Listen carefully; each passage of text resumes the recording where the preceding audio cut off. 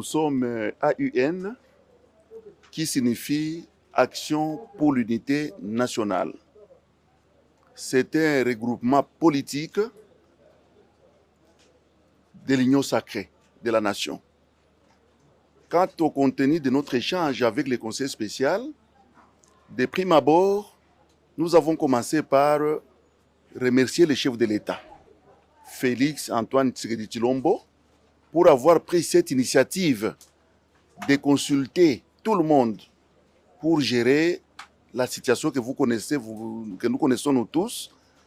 Alors, il fallait d'abord le remercier pour cela. Et en deuxième position, nous avons félicité le conseil spécial, parce que c'est pour la première fois qu'il a eu une rencontre.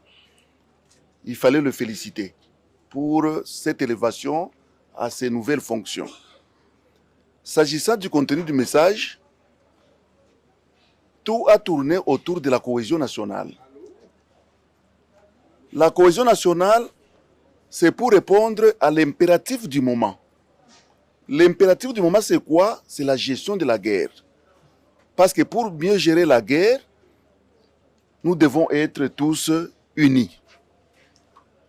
Et pour être unis, il y a des signaux qui se manifestent notamment à travers la formation du gouvernement. Nous avons pensé qu'il faut quand même réduire la taille du gouvernement et y placer des gens à la place qu'il faut, chacun à la place qu'il faut. Qu'est-ce que je voudrais dire par là? Qu'est-ce que l'AUN voudrait dire par là? Pour éviter davantage de frustration, on doit nommer des gens au sein du gouvernement qui ont de l'ancrage dans leur province.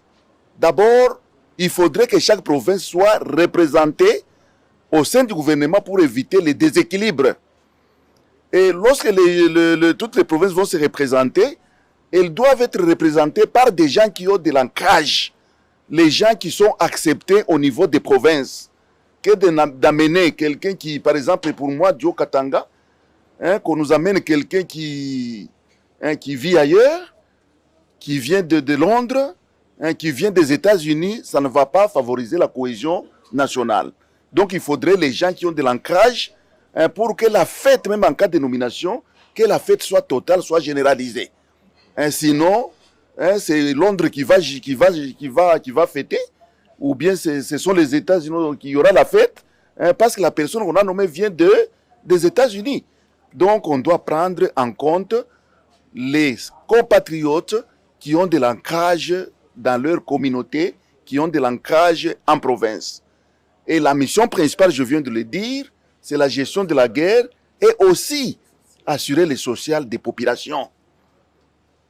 Les piliers que nous sommes en train de gérer actuellement, nous pensons qu'ils sont tellement nombreux, si on peut les réduire à 3. C'est-à-dire gérer la guerre, le social et la cohésion nationale. Ce sont les 3 piliers que nous voudrions que le gouvernement qui va sortir d'ici peu, après consultation, puisse s'atteler là-dessus.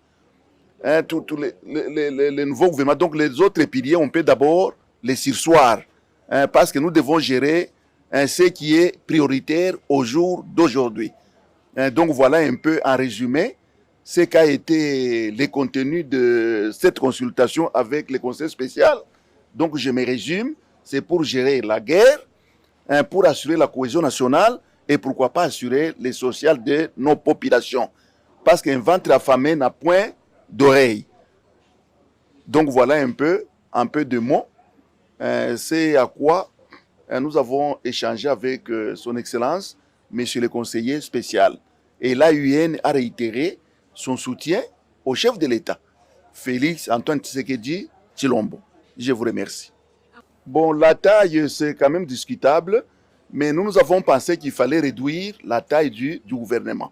Parce que ça ira dans le sens voulu par le chef de l'État de réduire le train de vie des institutions. Et la réduction du train de vie des institutions passerait également par la réduction du taille du gouvernement. Mais chaque province doit être suffisamment représentée pour qu'il y ait équilibre, pour assurer la cohésion nationale.